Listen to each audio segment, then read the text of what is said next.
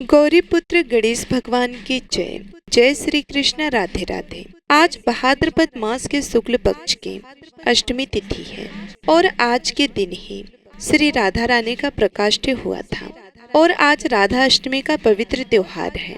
संसार में श्री राधा जैसे भाग्यवान कोई भी स्त्री नहीं है, जिनके पति तीनों लोकन के स्वामी श्री कृष्ण सदैव उनके कंधे पर गलबैया डाले रहते हैं। जहाँ भी श्री राधा जी जाती हैं, वे उनके अधीन होकर संग संग जाती हैं। श्री कृष्ण जी के वाम भाग से प्रकट हुई श्री राधा कठिन तप, प्रेम और सेवा करके ही श्री कृष्ण के प्रेम की स्वामिनी बनी और उन्हें प्राणों से भी अधिक प्रिय हुई हैं। तो आज मैं आप सभी लोगों को सुना रही हूँ श्री राधा अष्टमी के दिन सुनी जाने वाली बड़ी ही दुर्लभ कथाएं। तो इन कथाओं को बड़ी ही श्रद्धा और प्रसन्नचित मन से पूरा अवश्य सुनिएगा। इन कथाओं को सुनने से मनुष्यों की सभी मनोकामनाएं पूर्ण हो जाती हैं तथा पाप और संकट कट जाते हैं। ब्रह्म वैवर्त पुराण के अनुसार रा का अर्थ है पाना और धा का अर्थ है मोक्ष, अर्थात श्री राधा जी के नाम जपने से ही श्री कृष्ण और मोक्ष की प्राप्ति हो जाती है। पूर्व काल में श्री राधा ने सतसुरंग पर्वत पर 1 सहस्त्र दिव्य युगों तक निराहार रहकर तपस्या की। इससे वो अत्यंत दुर्बल हो गई। भगवान श्री कृष्ण जी ने देखा कि श्री राधा चंद्रमा की एक कला के समान अत्यंत कृश हो गई हैं। तब भगवान श्री कृष्ण करुणा से द्रवित होकर श्री राधा को छाती से लगाकर फूट फूट कर रोने लगे। भगवान श्री कृष्ण ने श्री राधा को वर देते हुए कहा कि राधे, तुम्हारा स्थान मेरे वक्ष स्थल पर है, तुम यहीं रहो। मुझे तुम्हारी अविचल प्रेम भक्ति हो, सौभाग्य मन अविचल की दृष्टि से तुम मेरे लिए सबसे श्रेष्ठ और सर्वाधिक प्रियतमा बनी रहो। संसार के समस्त युवतियों में तुम्हारा सबसे ऊंचा स्थान है। मैं सदा तुम्हारे गुण गाऊंगा, पूजा करूंगा। तुम सदा मुझे अपने अधीन समझो। मैं तुम्हारी प्रत्येक आज्ञा का पालन पूर्ण करने के लिए बाध्य रहूंगा। जैसे आभूषण शरीर की शोभा है, इसी प्रकार तुम मेरी शोभा हो। भगवान श्री कृष्ण जी कहते हैं कि श्री राधा मेरी परम आत्मा है, मेरा जीवन है। श्री राधा से ही प्रेम प्राप्त करके मैं उस प्रेम को अपने भक्तों में बांटता हूँ। भगवान श्री कृष्ण जी की सेवा से ही श्री राधा जी ने सबसे अधिक मनोहर रूप, सौभाग्यमान गौरव तथा श्री कृष्ण के हृदय स्थल में स्थान, उनका पत्नीत्व प्राप्त किया है। वृंदावन लीला में लौकिक दृष्टि से तो श्री कृष्ण जी 11 वर्ष की अवस्था में ही ब्रज का परित्याग करके मथुरा आ गए थे। इतनी छोटी अवस्था में स्त्रियों के साथ पढ़ने के बाद कल्पना में भी नहीं आई। और अलौकिक जगत में श्री राधा कृष्ण दोनों सर्वदा एक ही हैं। फिर भी भगवान ने ब्रह्मा जी को श्री राधा के दिव्य विग्रह का दर्शन कराने का वरदान दिया।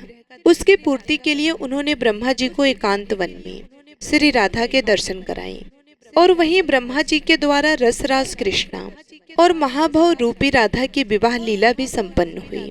यह विवाहित श्री राधा जी सदैव भगवान श्री कृष्ण के संग रहती हैं, अवश्य ही छिपी रहती हैं। केवल कृष्ण कृपा होने पर ही साधक को इस युगल जोड़ी के दुर्लभ दर्शन होते हैं। पौराणिक कथाओं के अनुसार भगवान श्री कृष्ण का निवास गोलोक में है, जहाँ कान्हा रहते हैं।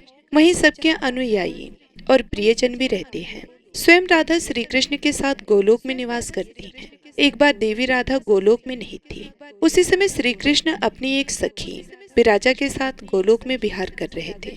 राधा जी को जब इस बात की सूचना मिली, तब वे क्रोधित हो गई और तुरंत श्री कृष्ण के पास जा पहुंची।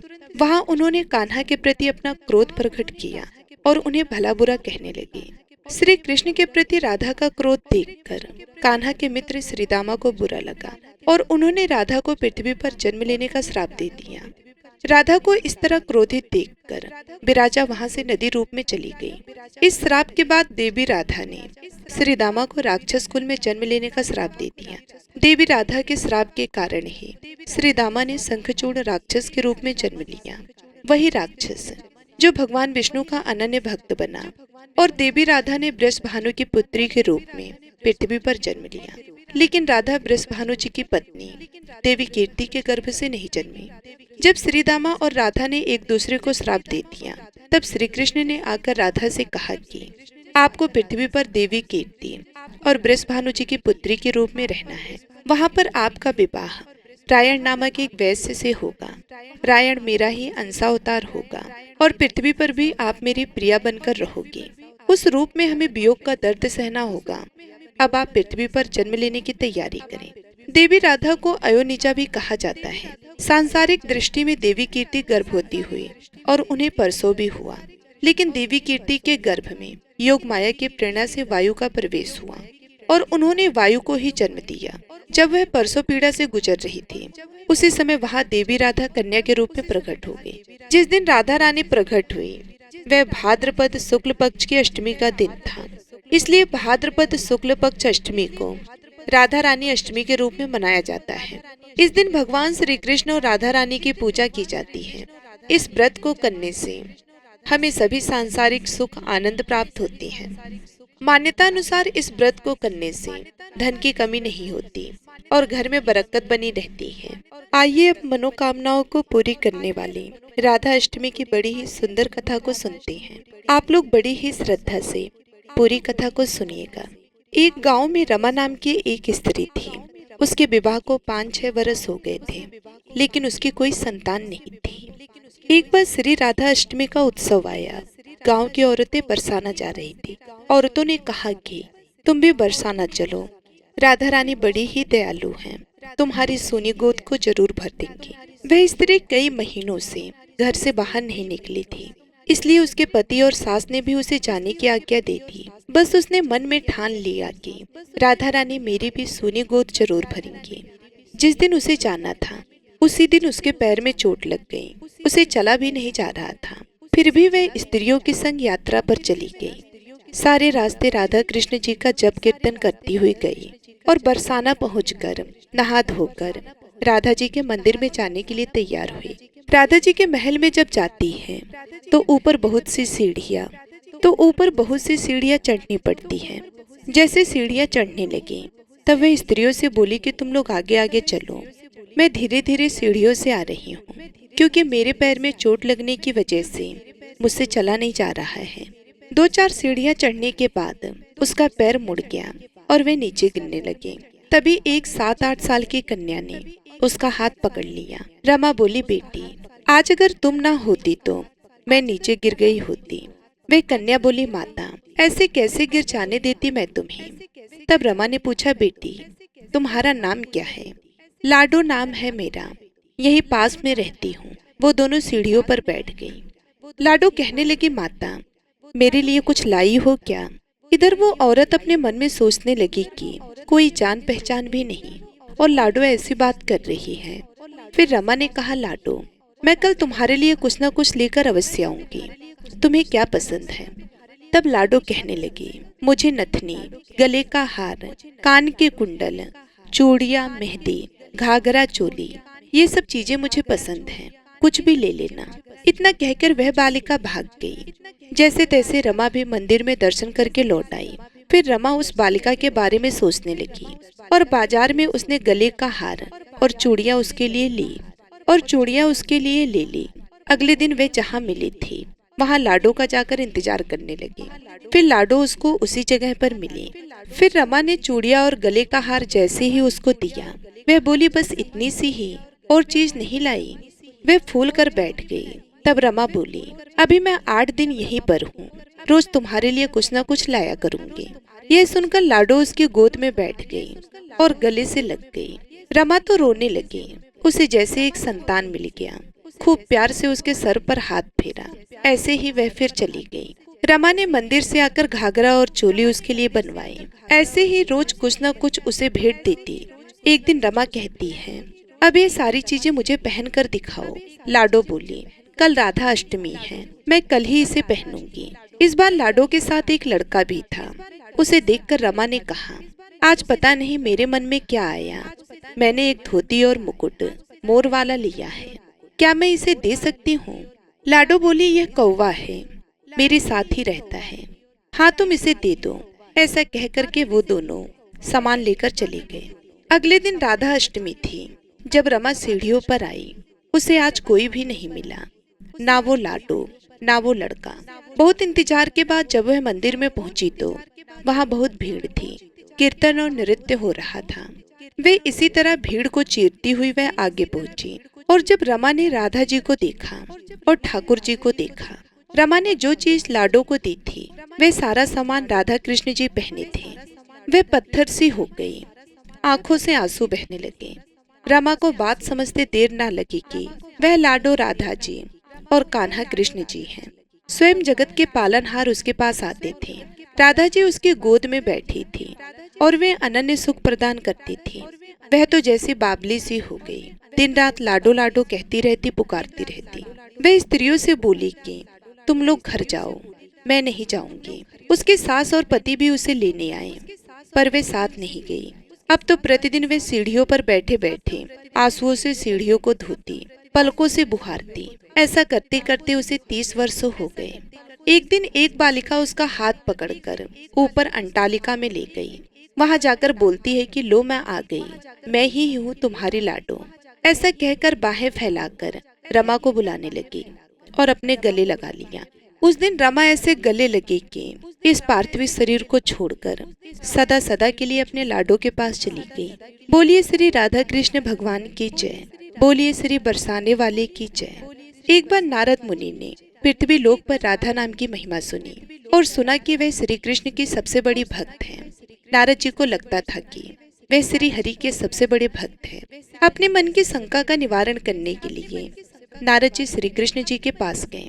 श्री कृष्ण जी तो अंतर्यामी हैं, समझ गए कि नारद जी के मन में क्या शंका चल रही है। श्री कृष्ण जी ने सोचा, नारद जी को राधा रानी के प्रेम और भक्ति का अनुभव करवाना ही पड़ेगा। जब नारद जी श्री कृष्ण जी के पास आए तो श्री कृष्ण अपना सर पकड़कर बैठे थे। नारद जी ने श्री कृष्ण जी से पूछा कि प्रभु आपको क्या हुआ है। तब श्री कृष्ण जी कहने लगी कि नारद जी मेरे सर में बहुत दर्द है। नारद जी ने पूछा कि प्रभु आपके इस दर्द का निवारण कैसे होगा। तब श्री कृष्ण जी ने कहा कि अगर कोई मेरा सच्चा भक्त अपने चरणों को धोकर उसका चरणामृत मुझे पिलाए तो मेरे सर का दर्द ठीक हो जाएगा। नारद जी सोचने लगे कि मैं श्री हरि का सच्चा भक्त हूँ, लेकिन श्री कृष्ण को अपने चरणों का अमृत पिलाने के लिए मुझे नरक तुल्य पाप लगेगा, इसलिए ऐसा पाप मैं अपने सर पर नहीं ले सकता। नारद जी ने रुक्मणी जी से और बाकी रानियों से इस समस्या को सुनाया, लेकिन कोई भी इस पाप को अपने सर पर लेने को तैयार नहीं हुआ। उसी समय नारद जी को राधा रानी की याद आई कि वह भी तो श्री कृष्ण जी की सच्ची भक्त है। नारद जी ने जाकर सारा प्रसंग राधा रानी को सुनाया। राधा रानी ने उसी समय एक बर्तन में जल लेकर अपने चरणों को धोकर वह चरणामृत नारद जी को दिया और कहा कि जल्दी से ले जाकर के इसे श्री कृष्ण जी को दे दो। राधा रानी नाराजगी से कहने लगी कि मैं जानती हूँ कि इस बात के लिए मुझे नरक तुल्य पाप लगेगा। राधा रानी आगे नारद जी से कहती हैं कि श्री कृष्ण के दर्द के निवारण के लिए मैं कोई भी पाप अपने सर पर लेने को तैयार हूँ। नारद जी श्री कृष्ण जी के पास गए तो श्री कृष्ण मंद मंद मुस्कुरा रहे थे। अब तक नारद जी समझ गए कि राधा रानी श्री कृष्ण से निश्चल प्रेम करती हैं और उनकी सबसे बड़ी भक्त हैं, तथा श्री कृष्ण यह सारी लीला मुझे यह एहसास कराने के लिए रची थी। तो बोलिए श्री राधा कृष्ण भगवान की जय। आइए अब श्री राधा रानी के अवतरण की कथा सुनते हैं। भगवान श्री कृष्ण के प्रेम का राधा का जिक्र विष्णु पद्म पुराण, ब्रह्म वैवर्त पुराण में मिलता है। राधा और रुक्मणी दोनों ही कृष्ण से उम्र में बड़ी थी। मान्यता और किंवदंतियों के आधार पर राधा के बारे में बहुत कुछ कहा जाता है। पद्म पुराण के अनुसार राधा वृषभानु नामक वैश्य गोप की पुत्री थी। उनकी माता का नाम कीर्ति था। उनका नाम वृषभानु कुमारी पड़ा। बरसाना राधा के पिता वृषभानु का निवास स्थान था। कुछ विद्वान मानते हैं कि राधा जी का जन्म यमुना के निकट स्थित रावल ग्राम में हुआ था और बाद में उनके पिता बरसाने में बस गए, लेकिन अधिकतर मानते हैं कि उनका जन्म बरसाना में हुआ था। कहते हैं कि नृग पुत्र राजा सुचंद्र और पितरों की मानसी कन्या कलावती ने 12 वर्षों तक तप करके ब्रह्मदेव से राधा को पुत्री के रूप में प्राप्ति का वरदान मांगा था। इसी के परिणाम स्वरूप द्वापर में ये दोनों वृषभानु और रानी कीर्ति नाम से जन्मे और फिर दोनों पति पत्नी बने। कीर्ति के गर्भ से राधा का जन्म भाद्रपद के शुक्ल अष्टमी के दिन हुआ। तब चारों ओर उल्लास का वातावरण निर्मित हो गया। ब्रह्म वैवर्त पुराण की एक पौराणिक कथा के अनुसार श्री कृष्ण के साथ राधा गोलोक में रहती थी। एक बार उनके अनुपस्थिति में श्री कृष्ण अपनी दूसरी पत्नी विरजा के साथ घूम रहे थे। तभी राधा आ गई। वे विरजा पर नाराज होकर वहां से चली गई। श्री कृष्ण के सेवक और मित्र श्रीदामा को राधा का यह व्यवहार ठीक नहीं लगा और वे राधा को भला बुरा कहने लगे। राधा ने क्रोधित होकर श्रीदामा को अगले जन्म में शंखचूड़ नामक राक्षस बनने का श्राप दे दिया। इस पर श्रीदामा ने भी उनको पृथ्वी लोक पर मनुष्य रूप में जन्म लेकर 100 वर्षों तक कृष्ण वियोग का श्राप दे दिया। राधा को जब श्राप मिला था तब श्री कृष्ण ने उनसे कहा था कि तुम्हारा मनुष्य रूप में जन्म तो होगा, लेकिन तुम सदैव मेरे पास रहोगे। पद्म पुराण में भी एक कथा मिलती है कि श्री वृषभानु जी यज्ञ भूमि साफ कर रहे थे तो उन्हें भूमि कन्या रूप में श्री राधा प्राप्त हुई। यह भी माना जाता है कि विष्णु के अवतार के साथ अन्य देवताओं ने भी अवतार लिया। बैकुंठ में स्थित लक्ष्मी जी राधा रूप में अवतरित हुई। यह भी कहा जाता है कि वृषभानु जी को एक सुंदर शीतल सरोवर में सुनहरे कमल में एक दिव्य कन्या लेटी हुई मिली। वे उसे घर ले आए, लेकिन वह बालिका आंख खोलने को राजी ही नहीं थी। पिता और माता ने समझा कि वे देख नहीं सकती, लेकिन जब बाल रूप में श्री कृष्ण जी से उनका सामना हुआ तो उन्होंने आंखें खोल दी। ब्रह्म वैवर्त पुराण के प्रकृति खंड 2 के अध्याय 49 के श्लोक 39 और 40 के अनुसार राधा जब बड़ी हुई तो उनके माता पिता ने रायण नामक एक वैश्य के साथ उनका संबंध निश्चित कर दिया। उस समय राधा घर में अपनी छाया का स्थापित करके खुद अंतर्ध्यान हो गई। उस छाया के साथ ही उक्त रायण का विवाह हुआ। इसी श्लोक में आगे बताया गया है कि भगवान श्री कृष्ण की माता यशोदा का वह रायण सगा भाई था, जो गोलोक में कृष्ण का अंश और यहाँ यशोदा के संबंध से उसका मामा था। मतलब यह कि राधा श्री कृष्ण की मामी थी। यदि हम यह माने कि श्री कृष्ण यशोदा के नहीं देवकी के पुत्र थे, तो फिर राधा उसकी मामी नहीं लगती थी। रायण को रापड़ अथवा अयन घोष भी कहा जाता है। पिछले जन्म में राधा का पति रायण गोलोक में श्री कृष्ण का अंशभूत गोप था। अब आइए सुनते हैं राधा रानी की एक बड़ी ही दुर्लभ कथा। ये कथा बरसाने के एक संत की कथा है, जो कि यह एक बड़ी सुंदर ही सत्य घटना है। आइए अब कथा का रसपान करते हैं। बरसाने के एक संत की कथा। एक संत बरसाना में रहते थे और हर रोज सुबह उठकर यमुना जी में स्नान करके राधा जी का दर्शन करने जाया करते थे। यह नियम हर रोज का था। जब तक राधा रानी के दर्शन नहीं कर लेते थे, तब तक जल भी ग्रहण नहीं करते थे। दर्शन करते करते तकरीबन उनकी उम्र 80 वर्ष की हो गई। आज सुबह उठकर रोज की तरह उठे और यमुना में स्नान किया और राधा रानी के दर्शन को चले गए। मंदिर के पट खुले और राधा रानी के दर्शन करने लगे। दर्शन करते करते संत के मन में भाव आया कि मुझे राधा रानी के दर्शन करते करते आज 80 वर्ष हो गए, लेकिन मैंने आज तक राधा रानी को कोई भी वस्त्र नहीं चढ़ाया। लोग राधा रानी के लिए कोई नारियल लाता है, कोई चुनरिया लाता है, कोई चूड़ी लाता है, कोई बिंदी लाता है, कोई साड़ी लाता है, कोई लहंगा चुनरिया लाता है, लेकिन मैंने तो आज तक कुछ भी नहीं चढ़ाया है। यह विचार संत जी के मन में आया कि जब सभी मेरी राधा रानी के लिए कुछ न कुछ लाते हैं, तो मैं भी अपनी राधा रानी के लिए कुछ न कुछ लेकर जरूर जाऊंगा, लेकिन क्या लाऊं जिससे मेरी राधा रानी खुश हो जाए। तो संत जी यह सोचकर अपनी कुटिया में आ गए। सारी रात सोचते सोचते सुबह हो गई। उठकर स्नान किया और आज अपनी कुटिया में ही राधा रानी के दर्शन पूजन किए। दर्शन के बाद मार्केट में जाकर सबसे सुंदर वाला लहंगा चुनरी का कपड़ा लाए और अपनी कुटिया में आकर के अपने ही हाथों से लहंगा चुनरी को सिला और सुंदर से सुंदर उस लहंगा चुनरी में गोटा लगाए। जब पूरी तरह से लहंगा चुनरी को तैयार कर लिया तो मन में सोचा कि इस लहंगा चुनरी को अपनी राधा रानी को पहनाऊंगा तो बहुत ही सुंदर मेरी राधा रानी लगेंगी। यह सोच करके आज संत जी उस लहंगा चुनरी को लेकर राधा रानी के मंदिर को चले। मंदिर की सीढ़ियां चढ़ने लगे और अपने मन में सोच रहे हैं, आज मेरे हाथों के बनाए हुए लहंगा चुनरी राधा रानी को पहनाऊंगा तो मेरी लाडली खूब सुंदर लगेंगी।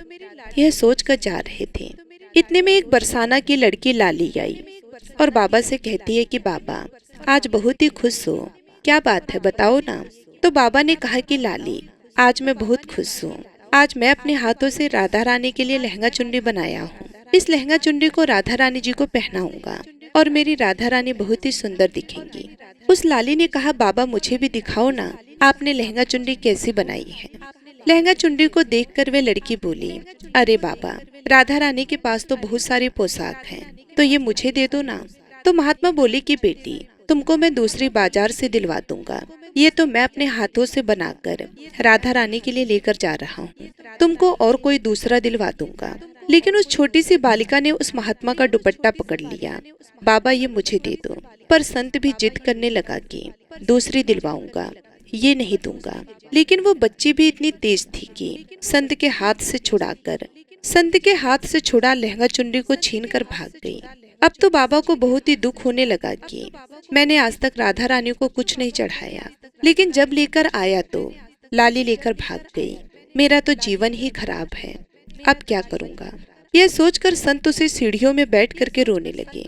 इतने में कुछ संत वहां आए और पूछा, क्या बात है बाबा, आप क्यों रो रहे हो। तो बाबा ने उन संतों को पूरी बात बताई।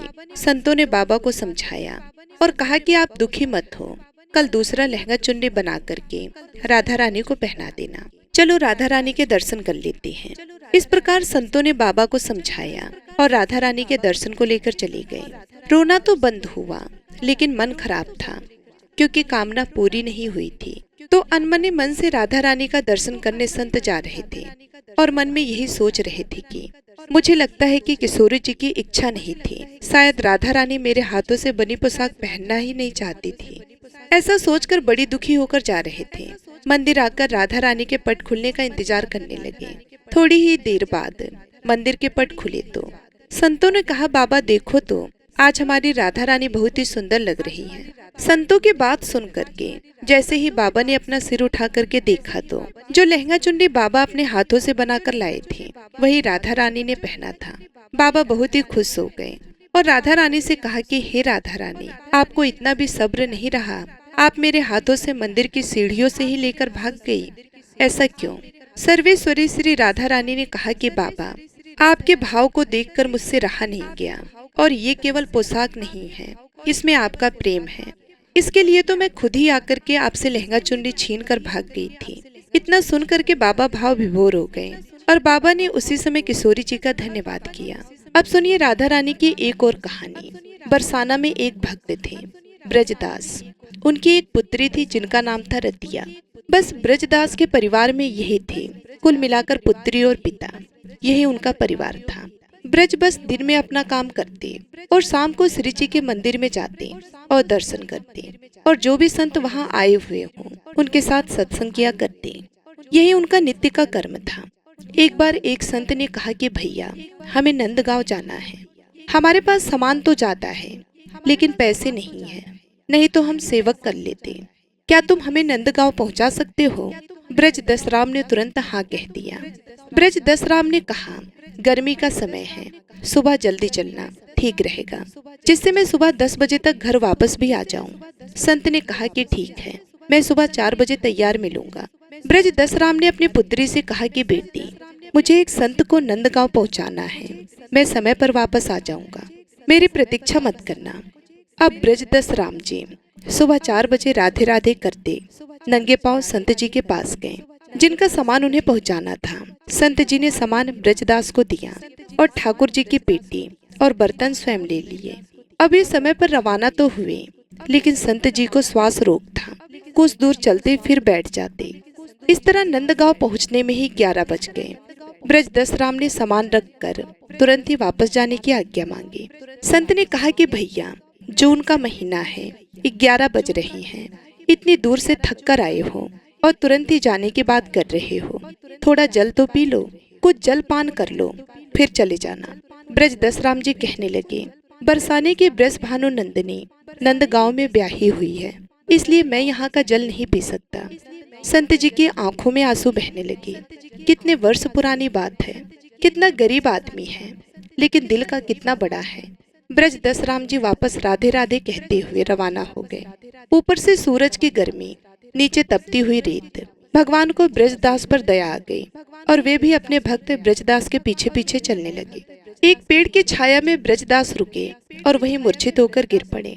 भयानक गर्मी थी, ऊपर से वो बिना पानी पिए ही वापस चल पड़े थे, क्योंकि उनका ऐसा मानना था कि राधा रानी उनकी पुत्री हैं और पुत्री के ससुराल में पानी पीना भयानक पाप होता है। भगवान ने मूर्छा को दूर करने का प्रयास किया, लेकिन ब्रजदास की मूर्छा दूर ही नहीं हुई। तब भगवान ने विचार किया कि मैंने अजामिल कीद गजराज को तारा द्रौपदी को संकट से बचाया, लेकिन इस भक्त के प्राण संकट में हैं और कोई उपाय सूझ नहीं रहा है, कोई उपाय लग ही नहीं रहा है। ब्रज दशराम राधा रानी का भक्त है, अब तो वो ही इसके प्राणों की रक्षा कर सकती है। आखिर उनको बुलाया ही जाए। भगवान भरी दोपहरी में राधा रानी के पास महल में गए। राधा रानी ने श्री कृष्ण को इस भयानक गर्मी में आने का कारण पूछा। तब भगवान भी पूरी प्रशंसा के साथ कहने लगे कि तुम्हारे पिताजी बरसाना और नंदगांव की डगर में पड़े हैं, चलकर उन्हें संभालो। राधा रानी ने कहा कि कौन पिताजी? भगवान ने उन्हें सारी बात समझाई और चलने को कहा। यह भी कहा कि तुमको ब्रजदास की बेटी के रूप में भोजन और जल लेकर चलना है। राधा जी तैयार होकर पहुंच गई। पिताजी पिताजी आवाज लगाई। इस समय वे ब्रजदास की पुत्री के रूप में ही पहुंची थी। ब्रजदास जी ने सुना कि उनकी पुत्री उन्हें आवाज लगा रही है। तुरंत नींद से जाग गए और बेटी के चरणों में गिर पड़े कि बेटी आज तू नहीं आती तो मेरे प्राण चले जाते। फिर बेटी से कहा कि आज पता नहीं क्यों तुझे बार बार देखने का मन कर रहा है। राधा रानी कहने लगी कि माता पिता को अपनी संतान तो अच्छी ही लगती है ना पिताजी, लीजिए अब आप भोजन ग्रहण कर लीजिए। ब्रजदास जी भोजन खाने लगे तो राधा जी कहने लगी कि पिताजी घर पर कुछ मेहमान आए हैं, मैं उनको संभाल लूं, आप आ जाना। कुछ दूरी के बाद राधा रानी अदृश्य हो गई और ब्रजदास जो भोजन कर रहे थे, उन्होंने अपने पूरे जीवन में कभी ऐसा भोजन नहीं पाया था। भोजन करके वे अपने घर की तरफ चल पड़े। जब अपने घर पहुंचे तब तक शाम हो चुकी थी। जाते हुए अपने बेटी के पैरों में गिर पड़े। बेटी ने देखा तो अपने पिताजी को उठाकर कहने लगी, पिताजी आप ये क्या कर रहे हैं? ब्रजदास ने कहा कि बेटी आज तुमने भोजन और जल लाकर मेरे प्राण बचा लिए, अगर तुम नहीं आती वरना आज तो मैं जीवित वापस नहीं लौटता। बेटी ने सुना तो हैरान रह गई, कहने लगी कि नहीं पिताजी, मैं तो यहाँ से कहीं भी नहीं गई। ब्रजदास ने कहा कि अच्छा बता, मेहमान कहाँ हैं? बेटी ने कहा मेहमान? पिताजी हमारे घर पे तो कोई मेहमान भी नहीं आया। अब ब्रजदास के समझ में आ गई सारी बात। उन्होंने अपनी बेटी से कहा कि बेटी पता है तुम्हें आज क्या हुआ? आज तुम्हारे ही रूप में राधा रानी के दर्शन मुझे हुए थे। और जब बेटी को यह बात पता चली तो वे समझ गई कि राधा रानी ने आज उनके पिताजी पर प्रसन्न होकर उन्हें साक्षात दर्शन दिए थे। ऐसी है राधा रानी की महिमा। अगर किसी भक्त पर राधा रानी की कृपा हो जाए तो फिर वह अपने भक्त के लिए कुछ भी कर सकती है। जैसे राधा रानी ब्रजदास जी की पुत्री बनकर उनके समक्ष प्रकट हो गई। प्रिय भक्तजनों, अब भक्ति के सागर में गोता लगाते हुए आप श्री राधा रानी की एक और दिव्य कथा का रसपान कीजिए। एक समय की बात है, ऋषि दुर्वासा जी बरसाने गए हुए थे। उस समय श्री राधा रानी जी अपने सखियों के साथ खेल रही थी। राधा जी और उनकी सखियां छोटे छोटे बर्तन बनाकर उसमें झूठ मूठ का भोजन भरकर भगवान जी को भोग लगा रही थी। श्री राधा रानी और उनकी सखियां यह सब कर ही रही थी कि अचानक से दुर्वासा ऋषि वहां आ पहुंचे। ऋषि दुर्वासा को देखकर श्री राधा रानी और उनकी सखियां ऋषि के सम्मान में उठ खड़ी हुई और वे डर के मारे कांपने लगी। फिर उनको सादर प्रणाम किया। फिर बड़े ही सरल भाव से उनका स्वागत करते हुए उन्हें बैठने को कहा। ऋषि दुर्वासा भोली भाली और छोटी छोटी कन्याओं के इस सरल व्यवहार को देखकर अत्यंत प्रसन्न हुए और उन कन्याओं द्वारा बिछाए गए आसन पर जाकर विराजमान हो गए। जिन दुर्वासा ऋषि की सेवा में कोई गलती ना हो जाए, कोई कमी ना रह जाए, इस डर से त्रिलोकी हमेशा डरते रहते थे। उन्हीं दुर्वासा ऋषि के सेवा भाव श्री राधा जी और उनकी सखियां बड़ी सरलता और बड़े प्रेम से कर रही थी और ऋषि दुर्वासा उन्हें देखकर मंद मंद मुस्कुरा रहे थे। फिर राधा जी की सखियां कहने लगी कि हे ऋषि देव, क्या आपको ज्ञात है कि हमारी राधा रानी बहुत ही स्वादिष्ट लड्डू बनाती हैं और उन्हीं लड्डू से हमने भगवान को भोग लगाया है और अभी आपको भी प्रसाद के रूप में वितरित करेंगी।